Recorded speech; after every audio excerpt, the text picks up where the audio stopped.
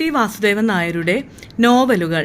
നാലുകെട്ട് 1958 പ്രസിദ്ധീകരിച്ചു. പാതിരാവും പകൽ വെളിച്ചവും 1959 പ്രസിദ്ധീകരിച്ചു. NP മുഹമ്മദുമായി ചേർന്നെഴുതിയ അറബിപ്പൊന്ന് 1960 പ്രസിദ്ധീകരിച്ചു.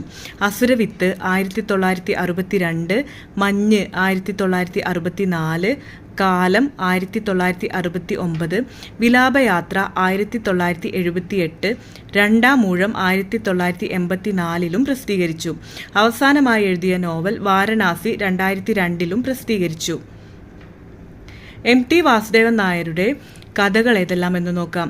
ഇരുട്ടിൻ്റെ ആത്മാവ്, ഓളവും തീരവും, കുട്ടിയയിടത്തി, വാരിക്കുഴി, പതനം, ബന്ധനം, സ്വർഗം തുറക്കുന്ന സമയം, വാനപ്രസ്ഥം, ദാരസ്സലാം, രക്തം പുരണ്ട മൺതരികൾ, വെയിലും നിലാവും, കളിവീട്, വേദനയുടെ പൂക്കൾ, ഷെർലക്, ഓപ്പോൾ, നിന്റെ ഓർമ്മയ്ക്ക്, വിത്തുകൾ, കർക്കിടകം, വിൽപ്പന, ചെറിയ ചെറിയ ഭൂകമ്പങ്ങൾ, പെരുമഴയുടെ പിറ്റേന്ന്, കല്ലാന്തം, കാഴ്ച, ശിലാലിഖിതം, കുപ്പായം എന്നിവയാണ് ടിയുടെ കഥകൾ.